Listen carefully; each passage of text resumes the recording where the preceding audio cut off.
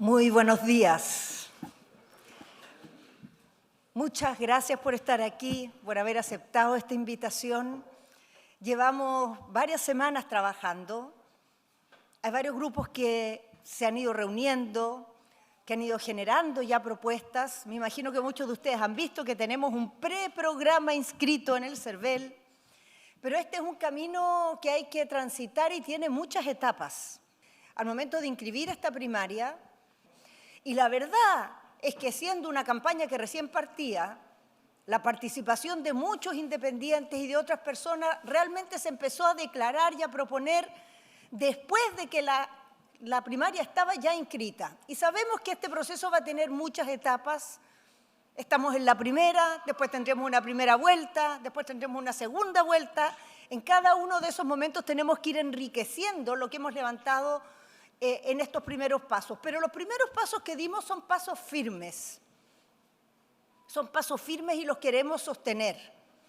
Los tres ejes del progreso para Chile, que requiere ciertamente de crecimiento, pero requiere de mucho más.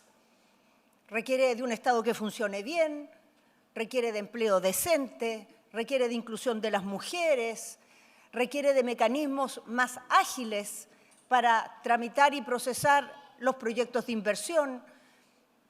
Ese eje fundamental, pensamos, para todos los demás objetivos que tenemos, porque sin crecimiento van a ser muy difíciles de obtener, va acompañado del bienestar compartido y la seguridad. Y quisimos hablar de bienestar compartido porque creemos que es bien importante empezar a distinguir que el bienestar no se obtiene de cualquier manera. Y en una sociedades modernas como las que tenemos hoy, el bienestar que se consigue cada uno por su cuenta nunca es suficiente. El único bienestar real es el que se logra de manera compartida. Y se logra cuando hay buenos sistemas de salud, cuando hay políticas de acceso a la vivienda, cuando hay un sistema educacional que le da a todas las personas acceso a una educación de calidad. Cuando esas cosas básicas no dependen del bolsillo, sino que dependen de acuerdos que la sociedad ha alcanzado para darle a cada uno de los hijos e hijas de la patria esas oportunidades básicas. Depende de que haya un sistema previsional en que ocupemos todos los mecanismos que la humanidad ha desarrollado, todos. Es decir, el ahorro individual, el aporte del Estado y la seguridad social, todos para tener pensiones dignas, como estamos empezando finalmente a transitar en Chile. Entonces, bienestar compartido. Y seguridad. Seguridad porque sin seguridad, ¿cómo se puede ejercer el derecho a la educación? Sin seguridad, ¿cómo se puede tener un empleo digno si uno tiene miedo de volver del trabajo? Sin seguridad, ¿cómo se puede lograr la solidaridad si cuando estamos inseguros cada uno se recluye y se encierra? Y empieza, por lo tanto, a ver los demás no como una fuente de colaboración, sino como una amenaza. Lo primero que cae cuando hay inseguridad en una sociedad es la solidaridad. Lo primero que se debilita. Y lo primero que surge es la desconfianza, el miedo al otro. Y por eso, para el progresismo, es tan importante la seguridad. Ya hemos tomado varios compromisos en estas materias. Nos hemos puesto metas. Tenemos algunas que ya son públicas. Tenemos otras que están en elaboración. Tenemos otras más que tenemos que construir con ustedes. Nos hemos comprometido a dar los pasos necesarios para que Chile pueda duplicar el PIB de aquí al 2050. Para que tengamos mecanismos, diversifiquemos y agilicemos para llegar a construir 100.000 viviendas sociales al año. Para que podamos resolver en el marco de la próxima administración la situación de todos los campamentos que son posibles de erradicar en el terreno donde están. Para que podamos disminuir a la mitad el tiempo de tramitación de los proyectos que son estratégicos para el país y están ligados a la descarbonización.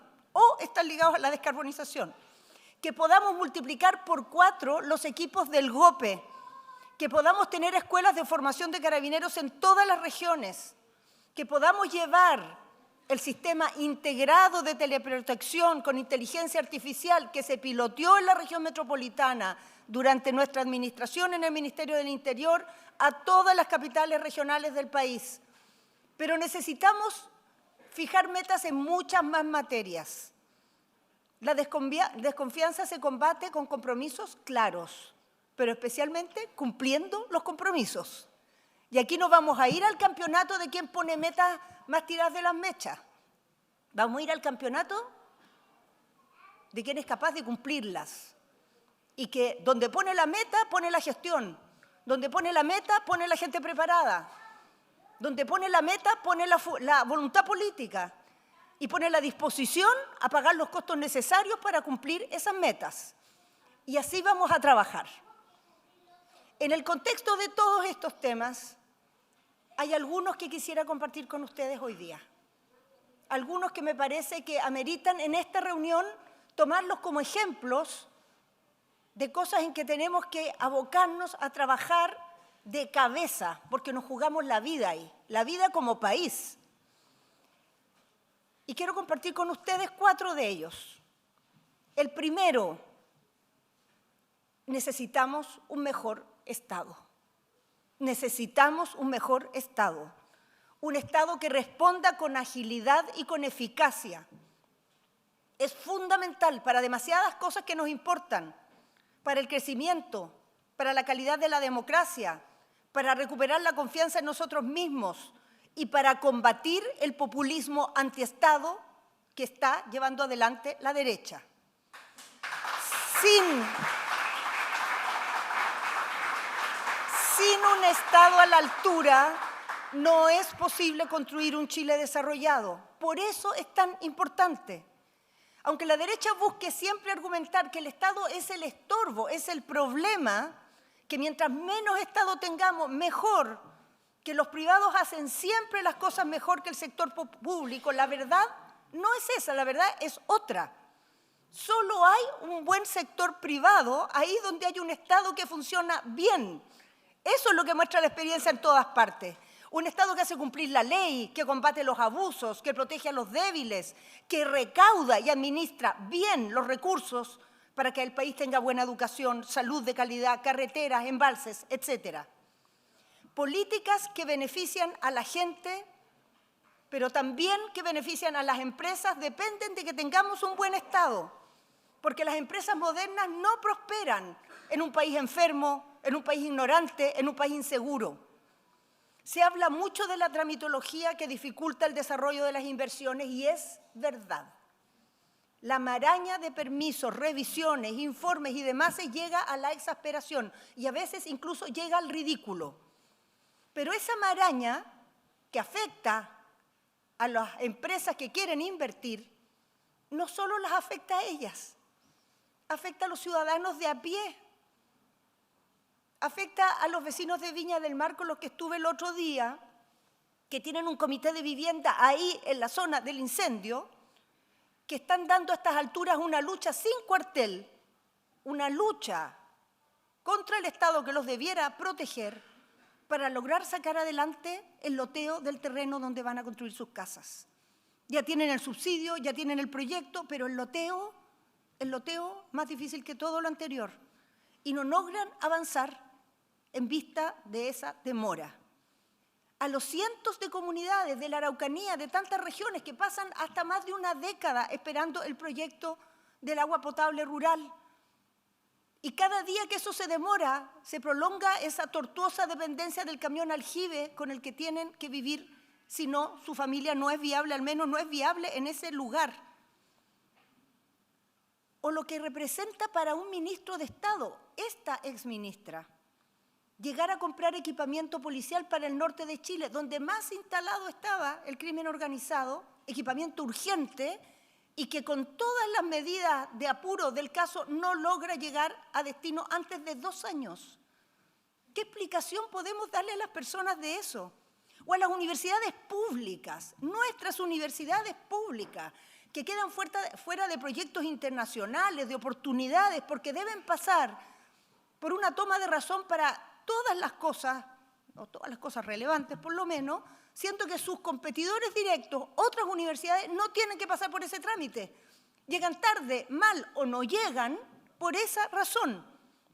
Aquí, todos los que estamos aquí, creemos en lo público y vamos a combatir con toda nuestra fuerza el populismo anti-Estado de la derecha. Pero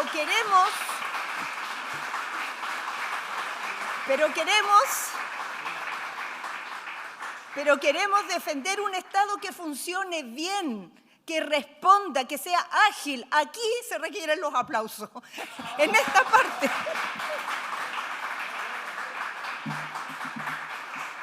Que sea ágil, por eso decimos fuerte y claro que el progresismo que aquí representamos viene a mejorar el Estado, no a defender lo que está mal. Los defensores del Estado tenemos que defender un buen Estado y no estar justificando todos los días lo injustificable. Un Estado que preste buen servicio, que sea digno, que sea justo, tanto la señora que busca respuesta para la guatita de delantal como para la empresa que quiere hacer una central hidroeléctrica de paso. A los locatarios que quieren hacer una ampliación de su local y al joven que quiere postular un programa de empleo y al académico que quiere hacer un proyecto de investigación. Nuestra invitación a ustedes que quieren participar en lo programático es a que busquemos respuestas para lograr esto. Muchas cosas dependen de reglamentos, muchas cosas dependen incluso de usos y costumbres, hasta mañas que hay que cambiar. Mucho también es legal. Una de las cosas que vamos a hacer en el primer mes de mandato es pedir una delegación extraordinaria de facultades al Congreso para en el plazo de un año hacer los ajustes necesarios para agilizar, simplificar, ordenar los procedimientos administrativos y hacerlos alineados con este objetivo de un Estado ágil. Un mejor Estado y una mejor democracia, para ser sinceros, también requiere un país más descentralizado. Pero tenemos que partir por acordar un modelo de descentralización, porque la descentralización se ocupa para hacer muchos discursos, pero cada uno tiene en la cabeza algo distinto de qué sería ese país descentralizado. Y muy frecuentemente, entre personas que impulsamos la descentralización, nos agarramos del moño por esas diferencias y ese enorme grupo, que me atrevo a decir está muy presente en todos lados, también en nuestro sector, que nunca ha creído en la descentralización, pasa totalmente piola. Y eso porque nunca hemos puesto por delante un proyecto de lo que sería el Chile descentralizado. Y yo quiero decir aquí, aunque pueda ser conflictivo, que hay sectores dentro de nuestro mundo político que están intentando instalar que yo soy la principal enemiga de la descentralización. Yo he sido profesora de descentralización, he sido alcaldesa, fui ministra del Interior y di 30 peleas por avanzar más en descentralización. Pero no creo en cualquier modelo de descentralización. No creo que una buena descentralización es una que hace funcionar mal al Estado central.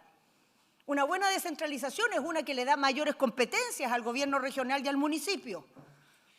Una buena descentralización es una en que nos ponemos de acuerdo qué es responsabilidad de cada quien. Y no tenemos cosas raras en que nadie es responsable de nada y todos se meten en todo, porque eso no funciona.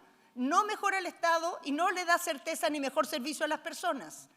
No creo que la descentralización se juegue en simbolismos como eliminar los delegados.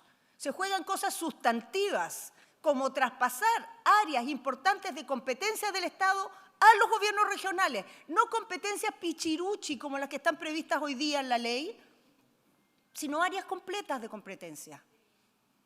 El fomento del turismo, el manejo del tránsito, el ordenamiento del transporte público, los programas de fomento productivo, la administración de los parques, estarían en mucho mejores manos si llegaran a manos de los gobiernos regionales.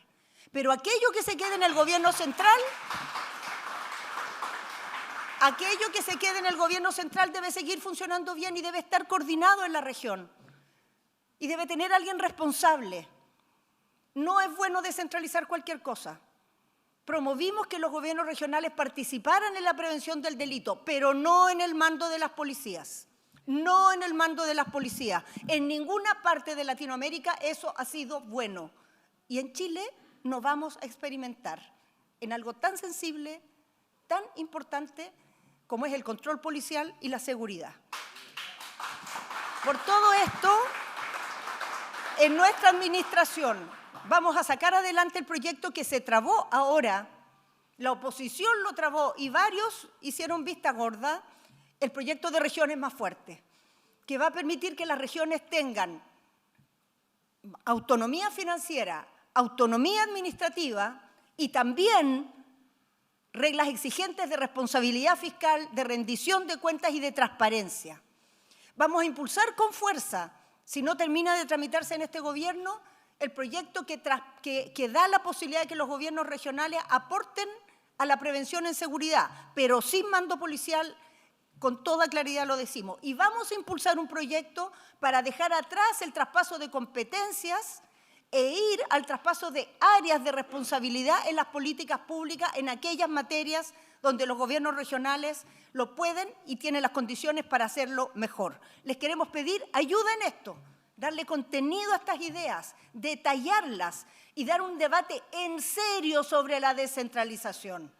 No con eslóganes, no con cosas generales, sino con contenido. Tenemos otro frente que necesitamos abordar urgentemente. Ahora más urgentemente todavía, pero esto hace rato que es una necesidad. En los últimos años se ha ido haciendo cada vez más evidente que la honestidad, la rectitud, el cumplimiento del deber son valores que no pagan. Valores que no pagan. La trampita y el atajo ganan terreno. Y con ello, la desconfianza y la rabia. Porque incluso a los tramposos no les gusta que los pasen por la berma. No les gusta ver que el pituto sirve más que el mérito, que el competidor sea más exitoso porque va de los impuestos, que el compañero de trabajo esté de vacaciones con licencia mientras uno tiene que sacar adelante la pega, que el vecino que tiene un buen pasar agarre beneficios,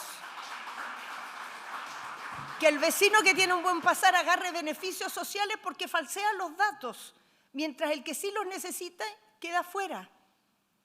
Que la ONG que trabaja duro, con compromiso, con dedicación, ve a otras que son ocupadas como bicicleta financiera o para esquilmar al Estado. Es demasiado injusto y es transversal. Lo que hemos conocido en este día sobre las licencias médicas de funcionarios públicos en el gobierno central y los municipios es descorazonante y para los ciudadanos irritante. Peor aún cuando se ha tratado de doctores del sector público. La gente que ve estas noticias en su casa arde de rabia y con razón. Todos pagamos el sueldo de los funcionarios y tenemos derecho a esperar un mínimo de decencia, un mínimo. No es mucho pedir ir al trabajo. Todo el mundo tiene derecho a enfermarse sin que eso se traduzca en un castigo, es un logro social. Peleamos por eso y lo vamos a defender siempre. Ese derecho es sagrado, pero nadie tiene derecho a fingir una enfermedad, aunque esté desmotivado y aunque esté cansado. En nuestro programa tenemos definido enfrentar este tema con fuerza y hacerlo colaborativamente con los funcionarios.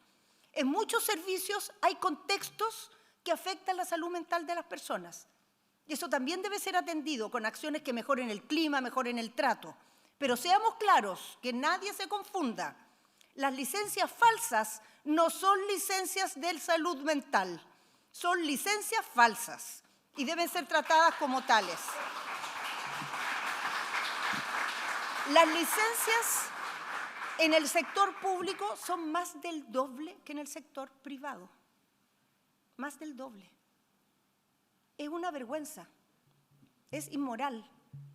La señora que llega a atenderse a su esperada hora de especialista y le cancelan la hora porque el médico se declaró enfermo. O los niños que quedan sin clase. No podemos permitir esto, no podemos dejar solos a esos miles de funcionarios que sí llegan a trabajar y tienen que trabajar doble, haciendo su pega y la del que no llegó. Tenemos que ser activos en esto, sin ningún complejo. Y no lo estamos diciendo ahora, porque explotó este escándalo. Lo dijimos desde el primer momento, lo pusimos en nuestro programa que está en el CERVEL. Y me pregunto yo cuántos otros candidatos antes de este escándalo estaban preocupados de este tema. Y con la evasión y elusión tributaria, por ahí también andamos. Quizá incluso es más vergonzoso, porque en este caso estamos hablando muchas veces de personas acomodadas, que no tienen ningún problema en la vida, tienen sus necesidades resueltas y se las ingenian con triquiñuelas y arreglines para incumplir con su deber. Y ellos también están mal usando recursos que son de todos los chilenos, porque los recursos que van destinados a los impuestos son de todos los chilenos. Y el resultado de esto es que más de 2,5 puntos del PIB se desvían y no van a parar como debieran a las arcas fiscales para responder a los problemas de toda la población. ¿Cuántos hospitales se construyen con eso? ¿Cuántos helicópteros policiales se pueden comprar? ¿Cuántos tratamientos de enfermedades raras se podrían financiar? ¿Cuántas viviendas sociales se podrían levantar con esos recursos? Hicimos una ley que costó un parto y probablemente nos vamos a quedar cortos, porque el volumen de esto es gigantesco. ¿Cuántas veces vemos, también vamos cerca, que se promueven personas incompetentes a cargos públicos y después nadie se hace cargo de su mal desempeño? La participación en los cargos públicos de las distintas fuerzas políticas es un sano principio de representación en la tarea de gobierno, pero eso no se puede confundir con el cuoteo aritmético de los cargos, y menos con la propiedad de estos por parte de algún sector, y menos aún con la defensa de personas incompetentes porque son cercanas a este o a este otro. En nuestra proclamación citamos una frase de Salvador Allende que es bueno recordar aquí sobre este tema. Es bueno recordar que ya entonces estaba en su mente esta preocupación. Dijo: no pueden los flojos vivir a expensas del que cumple su trabajo, ni pueden ser premiados los que no cumplen bien sus obligaciones. No puede haber un apellido político que defienda al incapaz en una empresa del Estado. El carnet del partido no da ni capacidad ni honradez. Hay que ganarse el derecho a ser respetado. ¡Qué sabio! ¡Qué sabio!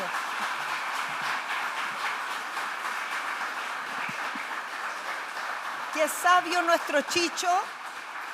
Todas estas formas que he descrito, muy variadas, son todas realidades que sufre nuestro país y que atentan contra la moral social. Debilitan el alma de Chile, debilitan nuestra confianza en nosotros mismos. Se trata de pitutos, evasión de impuestos, licencias falsas, partes que se sacan. Vamos a enfrentar esto con convicción y estoy dispuesta a pagar todos los costos que sean necesarios y aguantar todas las presiones del mundo para ganar esta pelea, porque es demasiado importante. Vamos a promover un pacto nacional contra el fraude social en todas sus formas, que incluya medidas administrativas, legislación, campañas de divulgación y educación, buenas prácticas y acuerdos políticos. Nuestro gobierno tendrá en su mandato una máxima que haremos exigible a todos quienes trabajen en la administración. No mentir, no robar, no eludir el deber. Son cosas mínimas, cosas básicas para aspirar a ser un servidor público. Y necesitamos el apoyo de ustedes para complementar este contenido de este pacto con medidas concretas que le den forma, que no sean una declaración, que no sean una moralina, sino que sean un conjunto de acciones concretas, efectivas y realizables, realistas. Y necesitamos también su apoyo para complementar, no, esto ya lo dije, el contenido de este pacto con medidas efectivas. Ya, vamos avanzando y me voy con, creo que el último de estos puntos que quería comentar con ustedes sobre la seguridad. La seguridad es una prioridad progresista, por las razones que dije antes. La derecha en realidad habla mucho de esto, pero ha demostrado en la práctica no tener autoridad en la materia.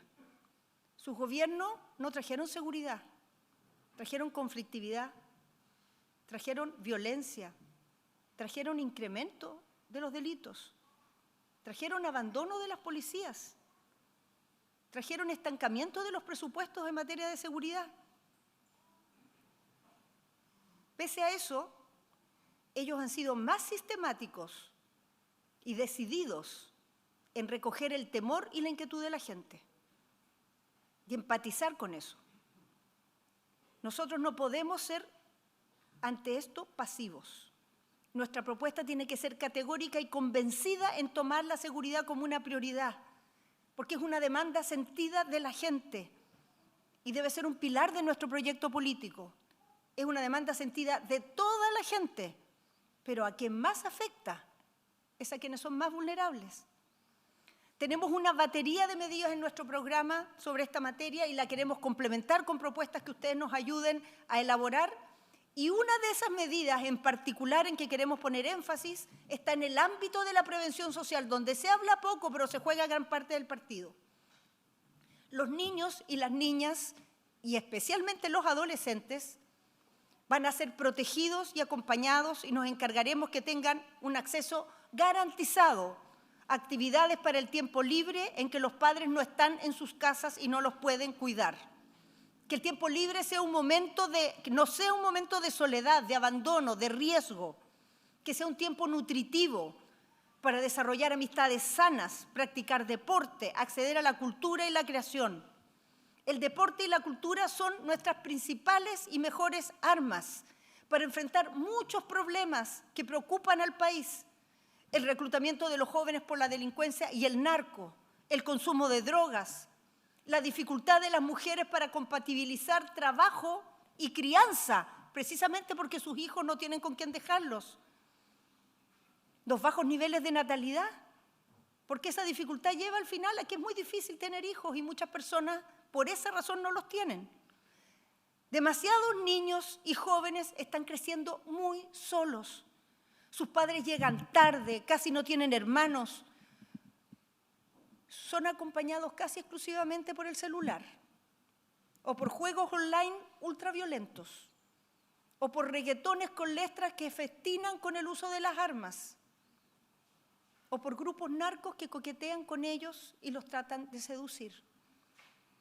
En un país donde hay cada vez menos niños y niñas, en el único lugar donde siguen representando una porción relevante es en los campamentos.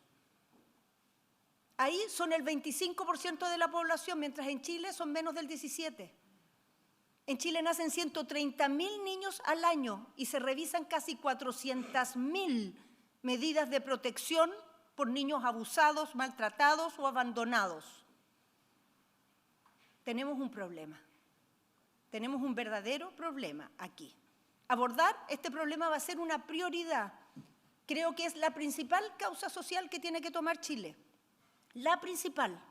Ahí no jugamos el desarrollo, ahí no jugamos el avance de las mujeres, ahí no jugamos la justicia social, ahí no jugamos realmente la seguridad. Hemos hablado de un plan robusto para enfrentar este tema que hemos llamado Nueva Patria Joven. Espero que inspire a algunos amigos que están aquí, muy queridos, Juan Carlos, Guillermo, démosles un aplauso.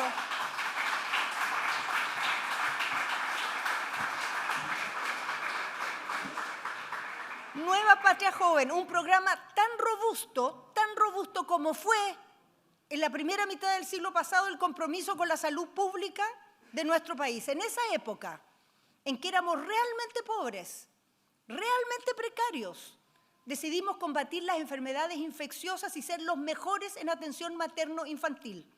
Y nos transformamos en un ejemplo mundial hasta el día de hoy. Hasta el día de hoy. Mi compromiso es que el Chile de hoy, que es más rico y más desarrollado, llegue a ser un ejemplo mundial en el cuidado de niños, niñas y adolescentes. Lo haremos llevando el deporte, la cultura y el acompañamiento social a sus vidas, a su cotidianidad, a esas tardes después del colegio donde quedan sin resguardo y sin contención, para que ningún niño, ninguna niña y ningún joven esté solo. Queremos pedirles ayuda para darle contenido a este plan, para pensar cómo hacerlo realidad en territorios tan distintos como los que hay en nuestro país, para ver cómo se combina con el sistema escolar, cómo se combina con los programas que hoy existen en esta materia, que hay muchos, pero ninguno suficientemente robusto para atender la magnitud de este desafío.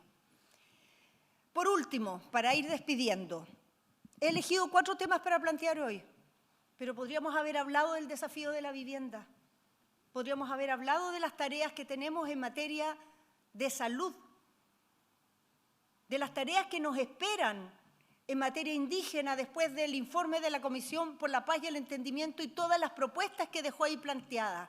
Y lo que hemos descubierto una vez más, que los mismos de siempre, antes incluso de conocerse el detalle de la propuesta, empezaron a quitarle el piso y a atornillarle al revés.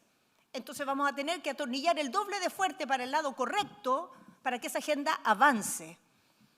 Y así como esos temas tenemos muchos más. El envejecimiento, la discapacidad, las políticas culturales más allá del programa que he mencionado, el cuidado de los animales, que es una vocación y preocupación de muchos chilenos y es un mal con el que sufren no solo animales, sino muchas personas que conviven con esa realidad. Tenemos mucha agenda en la que trabajar y quiero pedirles a todos su dedicación, su tiempo, su energía, sus conocimientos, su experiencia y decirles que lo que se hace en un trabajo programático, en una campaña, importa para hacer el programa, pero no solo eso. El debate de las ideas no es solo una minuta que se traduce al final en un punteo de compromisos. El trabajo programático es la manera de darle contenido a los sueños, es la manera de poner los pies en la tierra de las grandes motivaciones que nos llevan a estar en política. El programa al final es la demostración del compromiso de la ética con los resultados. Porque aquí no estamos para hacer discursos y la gente está aburrida de grandilocuencia, está aburrida de palabras que se las lleva el viento. Quiere ver que nuestros propósitos se traducen en acciones.